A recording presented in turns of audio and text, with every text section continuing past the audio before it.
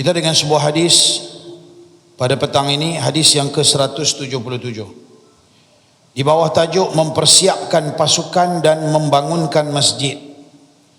An Umar ibn al-Khattab radhiyallahu anhu qala Rasulullah sallallahu alaihi wasallam man adalla ra'sa ghazin adallahu Allah yawmal qiyamah wa man jahhaza ghaziyan fi sabilillah hatta yastaqilla bi jihazihi kana lahu mithlu ajrihi hatta yamuta aw yarji' wa man bana masjidan yudhkaru fihi ismullahi ta'ala bana Allahu lahu baitan fil jannah.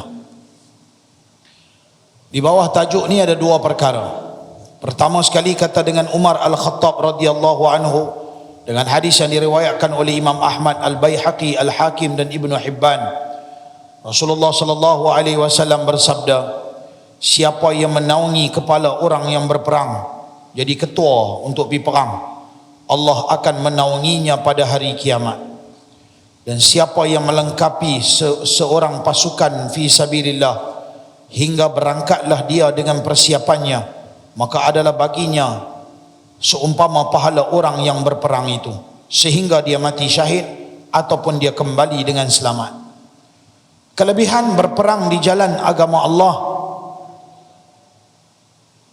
kalau di zaman awal Islam itu walaupun dia adalah agama yang lembut, agama yang membawa kepada lemah lembut perdamaian, tetapi sejarah membuktikan bahawa musuh-musuh Islam mereka tak boleh menerima Islam, maka mereka merancang dengan kepelbagaian rancangan untuk mereka menjatuhkan Islam, sehingga terbentuknya, lahirlah apa yang disebutkan di dalam kitab-kitab sejarah Islam, bahawa terdapat hampir 73 lebih kurang peperangan yang berlaku di zaman Nabi SAW. Jangan cerita peperangan lepas daripada tu. Dalam sejarah Islam, jangan cerita peperangan berlaku dalam zaman kerajaan Islam Uthmaniyah, yang sebelum daripada tu dengan kerajaan Islam Bani Umayyah dan sebagainya. Berapa banyak manusia yang dah terkorban, yang syahid demi menegakkan Islam. Tetapi tuan-tuan, akhirnya sampai di zaman kita bukan zaman berperang dah. Walaupun mungkin akan berlaku kalau ikut dalam apa yang termaktub dalam hadis, ianya akan berlaku, tetapi apakah persiapan dan persediaan orang dulu-dulu tuan-tuan, bila anak saja lahir zaman-zaman sahabat, tabi'in dan sebagainya, mereka merasa hina kalau ada seorang lelaki yang tak tahu naik kuda. Mereka merasa hina apabila ada seorang lelaki yang tak tahu memegang pedang. Mereka akan merasa hina apabila ada seorang lelaki tak tahu macam mana cara nak mempertahankan diri. Sehingga kan sampai hari ini, kalau tuan-tuan pergi ke Yaman, boleh dikatakan tuan-tuan pergi Hadramaut dan sebagainya, mereka ada satu pisau dia pakai bubuh dekat depan ni, macam pisau belati yang tuan-tuan tengok dia melengkoi gitu. Semua orang kena ada. Itu tanda kelakian, tanda dia laki-laki. Di tempat kita tak boleh, salah undang-undang negara kita bawa senjata kan. Di negara mereka, kalau hang tak bawa, hang bukan jantan. Sampai sekarang kita orang Islam, Allah Ta'ala kata dalam satu ayat, wa'iddu lakum mastata'tum min quwwatin wa min ribatil khail. Orang Islam kena buat persiapan dengan kuda yang telah pun bersedia di perbatasan. Maksudnya kita nak kena buat dah persiapan daripada sekarang. Kalau dulu-dulu setiap kampung ada orang main silat, ada main senaman, ada main seni mempertahankan diri. Mana ada adalah ni? Tak mana ada gelanggang silat? Ada, saya tahu, tapi tak banyak. Budak-budak muda mereka lebih suka main handphone daripada main silat. Tak kira lah, belajarlah apa pun seni mempertahankan diri ke. Kita tengoklah ni anak-anak muda seronok pergi gym, main exercise, nak bagi badan jadi enjin macam mana? Enjin V, nak bagi badan jadi bentuk V, seronok. Lepas tu pakai baju tarak tangan, tunjuk ke orang kata badan dia sado, pakai baju ketat-ketat, pakai baju tanda tangan, tunjuk bulu ketiak dia. Buat apa? Dia bukan suruh tunjuk badan tu cantik lagu tu, tak. Tuan-tuan, sebahagian besar ulama mengatakan bina badan tu hukum dia adalah haram. Kerana kita merubah ciptaan Allah. Kalau hang masuk bina badan, hang pi gym, tujuan hang nak bagi badan cantik dan hang nak tunjuk ke orang, maka hukum dia adalah haram. Tak boleh, biar badan yang Tuhan bagi macam ni cukup dah. Tapi kalau hang pi, niat tu kena betul, innamal a'malu binniyat. Sebab dia termasuk dalam kata perubahan yang kekal. Oi, pasal apa nak bagi six pack? Oh, nak bagi nampak cantik, kita lelaki mesti kena ada six pack kononnya. Maka kalau dia ubah bagi jadi six pack, makanlah segala protein lah, segala apalah, dia main nak bagi sado. Dah nak tanya, sado nak buat apa? Dah kita nak sihat. Sambil kita sado, kita sihat. Sambil kita sado, sekuang-kuangnya musuh-musuh Islam gerun melihat orang-orang Islam, badan mereka semua hebat-hebat. Bukan badan kita semua, badan semua gelembiak. Macam tu. Okey, niat tu betul. Tapi kalau dah lah, bagi smart sikit lah, bagi perut flat, bagi nampak markah, tengok pun nampak. Tu macam, kalau yang tu hang punya niat, sia-sia saja hang punya kerja. Tuan-tuan kan tengok, badan dia akan gelembiak balik apabila satu hari dia dah kahwin, bila dia dah hilang dah semangat, dia dah ada markah dah, masa tu tak payah. Pasal apa? Dia buat kerana mau markah, lah ni dah dapat dah kahwin dah, buat apa lagi? Baby ya, semua main gelembiak balik. Tak semangat. Kita mau semangat berterusan untuk jaga kesihatan. Dan paling-paling tidak orang-orang Islam, koman-koman kena reti juga jenis-jenis seni mempertahankan diri. Saya tahu tuan-tuan mungkin pernah belajar. Kalau tak pernah belajar, mencerai apa hang ada satu jantan hang boleh pertahankan agama untuk apa? Tapi dia kata apa? Dia kata, saya walaupun tak pandai ustaz dalam seni mempertahankan diri, tapi saya ada otak yang bijak, saya gunakan dalam media massa untuk mempertahankan Islam. Okey. Boleh tabik balik. Hang pandai. Ni apa pun tak ada. Jasa apa kita nak tunjuk untuk Islam satu hari nanti? Dah kita tak ada seni mempertahankan diri, tak ada keberanian.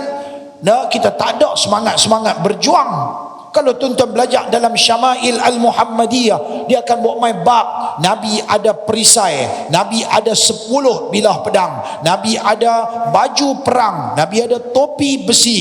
Pasal apa dia cerita benda-benda tu semua? Menggambarkan Rasulullah seorang pendekar, seorang pejuang Islam yang sebenar. Bila pergi perang, dia bukan duduk belakang, dia duduk paling depan. Oh, tu Nabi Muhammad, dia punya berani dia. Tapi kita janganlah silap guna berani kita. Guna berani sama-sama orang Islam. Saya pun tak suruh tuan-tuan pergi guna berani, pergi pukul sepak terajang orang bukan Islam. Tak.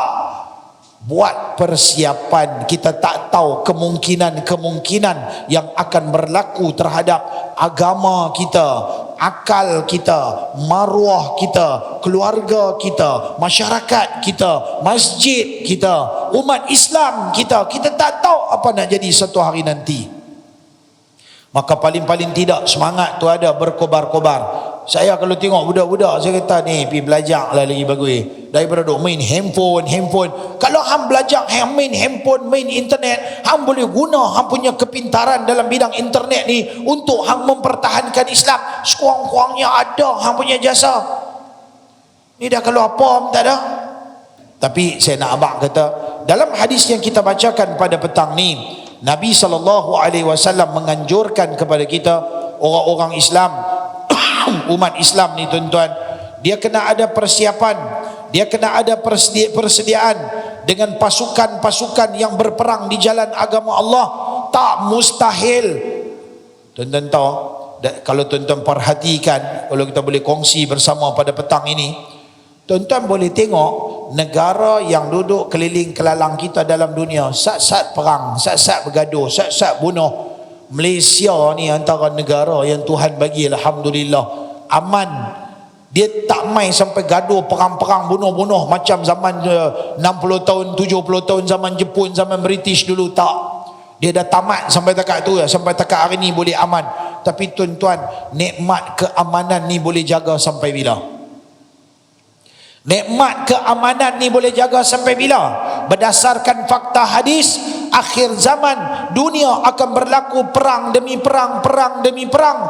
Kamu akan dikerumuni, kata Nabi dengan hadis yang sahih, oleh musuh-musuh Islam, seperti mana orang yang sedang lapar mengerumuni talam-talam hidangan. Tuan-tuan tahu orang tengah lapar, tuan-tuan bawa pergi satu talam nasi, duk ada 10 orang, dia kumun duk ramai-ramai, tak nampak dah talam-talam semua. Kita tengok keluar tak nampak depa ya, depa duk kumun duk makan kita. Bahkan kamu pada ketika itu, kata Nabi, seumpama buih di lautan. Buih laut, tuan-tuan, pergi duduk tepi laut cukup dah, tengok buih dia ayak ni kan, dia turun ayak, buih tu lama tak? Buih tu tak lama, sat lagi hilang buih tu, sat lagi mai pula buih, lepas tu hilang pula buih tu. Semangat kita kadang-kadang dia cepat luntur. Bila mai apakah kes Palestin lah, apalah, oi, ambil bendera Israel, Amerika, pakak-bakar, Israel laknatullah, Islam. Oh, semangat. Kita pun cering bulu rumah tengok mereka ni, sambil duk Islam, tangan duk pelekat rokok ni. Yahudi laknat,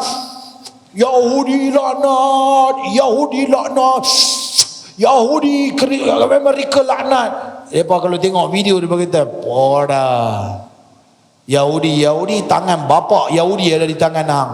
Mereka tak heran tengok kita, tuan-tuan. Mereka tahu kita semangat ti ayam, hangat-hangat ti ayam, mula keluar tai tu ya dia panas, lepas pada tu dia sejuk lah. Ni baru-baru ni kempen apa? BMF, musim-musim Covid. Musim-musim Covid setahun dua ni, BMF beli produk Muslim, buy produk Muslim, buy Muslim first. Mana biar? Mana dia orang yang duk cakap buy Muslim first tu, mana dia? Tak ada Dah lah kali produk-produk lain juga yang menjadi pilihan. Depan mata tu ada ustaz jual kokos ni, tak ada dia nak cari yang Yahudi saja.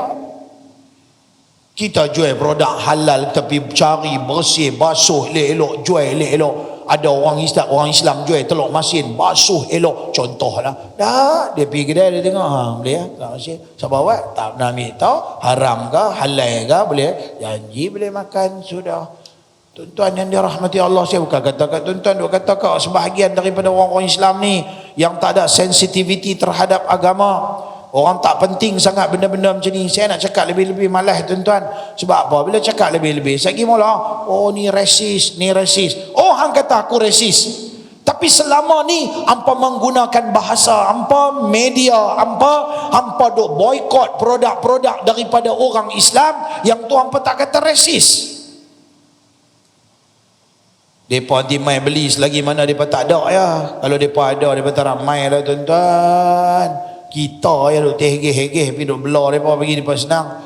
Cuba kalau semua orang Islam boikot satu dunia dengan produk-produk lebih-lebih lagi yang tak halal dan sebagainya, yang haram, yang syubhat dan sebagainya, maka tuan-tuan angkat bungkoi. Saya kata dunia hari ni walaupun tak berperang dengan cara perang dari sudut fizikal, dah bom musnahkan satu negara, bunuh orang Islam, walaupun berlaku di beberapa negara, umpamanya di Rohingya, depa bunuh, depa katah orang-orang Islam.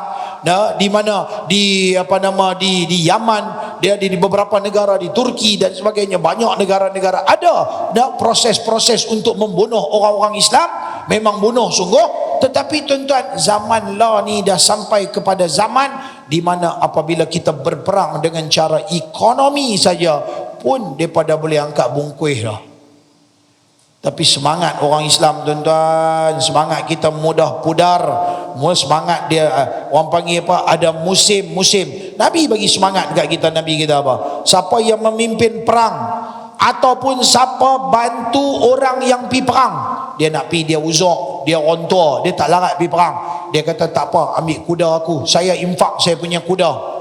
Dia ni kata, saya dah tak larat ya Rasulullah, boleh saya bagi, saya ada pedang, ada 2-3 pedang, nah saya bagi pedang saya. Dia ni bagi perisai dia. Nah sebab zaman tu orang lelaki semua mesti ada dalam rumah mereka. Jadi mereka bagi, nah kami sedekahkan benda ni untuk diinfak, untuk guna fi sabilillah. Dia tak boleh pi, tapi dia bagi. Macam itulah kita zaman lah ni. Kita tak boleh pi mengaji. Tuan-tuan tengok ni, kitab yang kita duk baca ni, yang tuan-tuan duk pegang. Ada satu hamba Allah, dia mai, dia kata, Ustaz, berapa Ustaz? Itu saya umum dah, saya nak putus stik ni, nak bagi ke orang ramai. Dia kata, berapa tu jumlah apa? Saya pun abang lah, sekian-sekian lah. Dia kata, tak apa, ni saya bayar semua Ustaz, bagi ke orang, mereka belajar apa semua, buat wakaf untuk masjid. Jadi daripada kitab untuk baca, saya bayar duit. Uish, bagus ya. Pahala dia punya. Tuan-tuan duk pegang ni, tuan-tuan duk baca, dia punya pahala. Kan? Saya umum, saya nak buat bagi kurma tiap-tiap hari, saya nak bagi ayat zam-zam tiap-tiap hari. Tiba-tiba main orang-orang yang Allah bagi otak dia bijak, dia main, berapa Ustaz jumlah ni? Tak banyak ni, ada 2, 3, 400. Ustaz ambil, Ustaz beli kurma ke ayat zam-zam, Ustaz bagi kat mereka orang main. Kalau 10 orang main bagi lagu tu, kita tak boleh bagi hari-hari. Hari ni dah masuk hari ke-8 dah, Alhamdulillah kita boleh bagi. Sumbangan orang ramai semua, sumbangan daripada tuan-tuan semua. Ni kita nak bagi sampai hari ke-30. Kita mau macam ni punya manusia. Hang tak boleh bagi banyak, hang bagi sikit, tapi hang ada saham dalam pengorbanan untuk umat Islam. Mana? Macam itulah dalam semua hal. Kalau semua orang Islam fikir ke arah kebaikan, seorang sikit, walaupun kita tak boleh banyak, tapi walaupun kalau zaman Nabi, walaupun dengan sebilah pedang dia bagi, walaupun dengan seekor kuda, mungkin kuda tu akan patah balik, mai dia dapat balik. Ataupun mungkin kuda tu pun mati, tapi dia bagi tu infak di jalan agama Allah, maka tuan-tuan dia dapat pahala seperti mana orang tu pergi perang. Kalau orang yang menunggang kuda tu tiba-tiba syahid, maka besarnya pahala mati syahid, banyak tu juga Tuhan bagi dekat dia. Allahu Akbar. Kurma dengan ayat zam-zam, kalau ada di kalangan kita buka puasa, betul lah seperti mana yang kita rancang. Tuan-tuan balik buka puasa dengan buah kurma dengan ayat zam-zam ni, sebanyak mana pahala yang tuan-tuan dapat berpuasa sepanjang hari, dengan zikir, dengan semayang, dengan doa, dengan puasa, dengan majlis ilmu, semua pahala tuan-tuan dapat dalam satu hari. Banyak tu Tuhan photostat bagi dekat penyumbang yang bagi makanan dan minuman ni, tak dapat pahala besar. Yang inilah yang selalu saya ulang-ulang sebut, apa yang diistilahkan dengan mengambil peluang, mencari peluang, dan mencipta peluang. Orang-orang bijak dia fikir yang ni, InsyaAllah mudah-mudahan Allah bagi. Dan kemudiannya kata Nabi, wa man bana masjidan yudhkaru fihi ismullah, siapa-siapa membina sebuah masjid yang disebut, yang dizikir di dalamnya nama Allah Ta'ala, banallahu lahu baitan fil jannah, Allah bina kepadanya mahligai di dalam syurga. Allahu Akbar. Nabi kata apa? Kalau kamu infak di jalan agama Allah untuk pembinaan masjid, walaupun dengan harga sangkak burung. Sangkak burung baik. Sangkak burung RM50. Alah RM50, RM100 lah kata. Hak elok sikit RM100. Sangkak burung kita ambil RM100 bagi orang infak untuk bina masjid di jalan agama Allah. RM100 tu boleh beli sangkak burung, pun Allah bina dekat dia satu mahligai di dalam syurga. Dengan syarat pembinaan untuk masjid yang mana di tempat tu disebut nama Allah. Walaupun masjid tu umum, boleh jadi masjid tu binaan masjid ataupun tempat zikir. Di sini ada sebut zikir di dalamnya menyebut nama Allah, termasuk madrasah yang kita bina. Walaupun kita tak boleh bina banyak, tapi kita boleh bina sikit pun tak apa. Ada satu hamba Allah, saya ingat mula-mula saya launching untuk saya nak bina masjid di Yayasan Al-Filfilani di balik pulau. Ketika kita masih lagi peringkat pembelian tanah, kita duk buat wakaf untuk pembelian tanah RM25 satu lot kaki persegi. Ketika itu tuan-tuan, ada satu hamba Allah, saya khutbah di mimbar Masjid Sungai Tiram, masjid lama. Dia telefon lepas pada hari Jumaat, dia kata, Ustaz, bila-bila senang kita edarkan poster, siapa-siapa nak bagi sumbangan, di situ ada nombor akaun, di situ nombor telefon, boleh hubungi saya. Tuan-tuan tahu, kami beli tanah je dekat 2 juta. Dan pada ketika tu nak cari duit nak beli tanah, orang ni telefon, Assalamualaikum Ustaz, dengar kata Ustaz nak buat masjid ni. Okey, nanti senang mailah jumpa saya. Saya duduk dekat-dekat sini ya. Dekat-dekat sini ya, tak payah abang lah kan. Saya satu hari balik malam, saya singgah, saya kata, Assalamualaikum Haji, saya balik dan singgah. Kata suruh singgah, okey. Saya singgah tuan-tuan. Dia kata, ni ustaz nak buat masjid berapa? Saya kata juta-juta juga ini. Wush, banyak ah. Saya ingat saya nak buat masjid. Cita-cita saya daripada dulu lagi, saya nak bina masjid dan saya mau pahala tu untuk saya, mak saya dan bapa saya. Jadi banyak sikit-sikit tak boleh buat masjid kan. Yalah, mana boleh buat plan ya, habis berapa puluh ribu. Engineer, arkitek, lagu ni macam-macam benda. Sebelum nak start, apa tak lagi dah start, mana boleh buat masjid 50 ribu. Okey, dia kata macam ni lah. Ini sekarang tempoh untuk pembelian tanah. Tapi dia ni bijak. Dia kata dekat bahagian masjid tu, dia punya tanah saja berapa harga. Oh, nanti saya tanya engineer, tengok dia kira, tengok. Kira-kira lebih kurang dalam 50 ribu, 60, 70 ribu lagu tu lah. Tak ingat dah saya. Tu saya pun telefon kat dia, bagi tahu harga dia. Lepas tu dia kata tak apa, bila-bila ustaz senang, ustaz balik singgah saya punya kedai. Saya pun singgah kedai dia malam. Tuan-tuan tahu, dia buat kedai, jual lah benda-benda sikit-sikit, runcit-runcit lah, apakah lebih kurang lagu tu kot. Dia simpan duit RM1, RM50,000 bawa katih. Malam tu saya balik macam penyamun, satu gundi duit bawa balik. Dia kata ustaz ambil, keluar pintu belakang sengah-sengah tu macam main tengok. Cak satu gundi. Saya kata tu dia pertama kali aku pegang duit lama-lama RM50,000. Duit RM1. Balik main lengoh tangan-tangan main nak kira Pergi bank lagi kena maki banyak-banyak gitu. Kan? RM1 pula. Jadi tuan-tuan, saya otak dia nak buat masjid tak boleh. Dia kata tapak tu berapa harga? Kita bagi tahu kat dia 50-60 ribu. Nah, ambil 50 ribu ni niat untuk saya, bapak saya, mak saya. Masya Allah. Hari ni masjid dah bina lah. Tapak tu dia punya lah untuk pahala dia. Sebab apa? Sebab yang tu wakaf, selagi tak kiamat, selagi itulah dia dapat pahala. Sebab tu kalau nak wakaf binaan lebih utama daripada wakaf benda-benda yang boleh habis. Walaupun dapat pahala, yang bagi masjid ni, yang bagi tiang ni, yang bagi benda yang kekal ni, yang boleh tahan lagi lama, lagi besar dia punya pahala dia. Walaupun kipas angin, lampu ni pun nama wakaf, tapi dia punya jangka waktu dia pendek. Kalau dapat yang panjang, ambil yang panjang dulu, lama masa.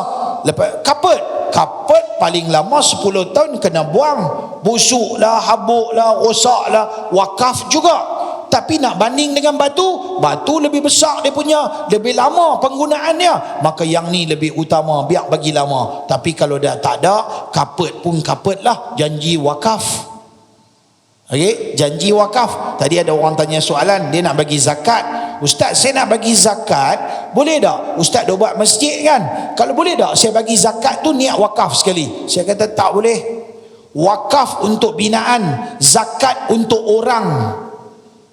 8 golongan asnaf tu orang, binaan tak boleh. Kalau bagi wakaf, wakaf. Kalau bagi zakat, zakat. Faham tak? Katakanlah dia bagi zakat tu channel main dekat madrasah kita. Setelah kita terima bagi pihak kita, dan kemudiannya kita masukkan buat wakaf. Alah tu terpulang kat kita lah. Kita nak buat wakaf masjid ke, kita nak beli barang makan ke, kita nak buat apa ke, itu hak kita. Dia tak boleh gabung dua-dua sekali. Wakaf dan zakat tak boleh. Sebab zakat untuk orang dan wakaf tu adalah untuk binaan ataupun barang-barang yang bukan orang. Kita tak boleh wakaf orang. Ini saya ambil anak saya wakaf kat ustaz. Mana boleh? Orang mana boleh wakaf? Faham tak? Okey. Itulah yang disebutkan dalam hadis. Jadi kalau tuan-tuan ada kesempatan, bila dapat peluang-peluang untuk buat wakaf, jangan ketinggalan, sebab pahala dia besar. Buatlah wakaf untuk diri kita, untuk mak ayah kita, untuk keluarga kita. Sebab apabila kita mati, ada 7 perkara boleh mengalir, pahala datang walaupun kita berada di alam barzakh. Buka dalam kitab ni, tolong saya buka sekarang. Tengok hadis yang ke-12, 15, hadis yang ke-17. Buka daripada awal. Itu dah belakang lah, daripada mula. Muka surat 16 di bawah. Buka muka surat 16 di bawah, hadis nombor 17. jumpa snap gambar di situ, simpan. 7 pahalanya yang terus mengalir. Orang yang mengajar ilmu dapat pahala berterusan walaupun dah mati. Orang yang memperdalamkan sungai dapat pahala. Orang yang menggali telaga dapat pahala. Orang yang tanam pokok, walaupun di situ sebut pokok kurma, pokok apa tak apa. Orang yang membina masjid, orang yang mewakafkan Quran, orang yang meninggalkan anak yang soleh yang doakan pada mak bapak dia. Hadis riwayat Al-Bazzar, Abu Nu'aim dalam Al-Bazzar dalam musnad dia, Abu Nu'aim dalam Hilyatul Awliya. Orang ahli hadis, dia tahu kitab-kitab tu nama dia, periwayat-periwayat tu dia tahu siapa dia. Okey? Jadi kita ambil peluang 7 perkara ni, pahala kita berterusan. Biar bagi ada channel banyak selepas kita mati. Kita tak tahu dalam 7 benda kita buat yang mana pahala besar Tuhan dah bagi kat kita. Padahal kita dah ada di alam barzakh, habis dah terputus amalan kita. Tak ada apa dah dalam hidup. Takat mana kita hidup yang amalan kita buat, takat tu je pahala kita bawa jumpa Tuhan. Tapi rupa-rupanya ada 7 channel duk masuk mai. Tak dapat 7, 6. Tak dapat 6, 5. Tak dapat 5, 4. Tak dapat 4, 3, 2. Bagi ada juga 1, 2, 3 channel yang masuk untuk mengalirkan pahala kepada kita selepas daripada kita meninggal dunia. Sekadar tu saja tuan-tuan. Jumpa lagi pada siri akan datang. Yang baik daripada Allah, salah silap daripada diri saya sendiri, mohon ampun dan maaf.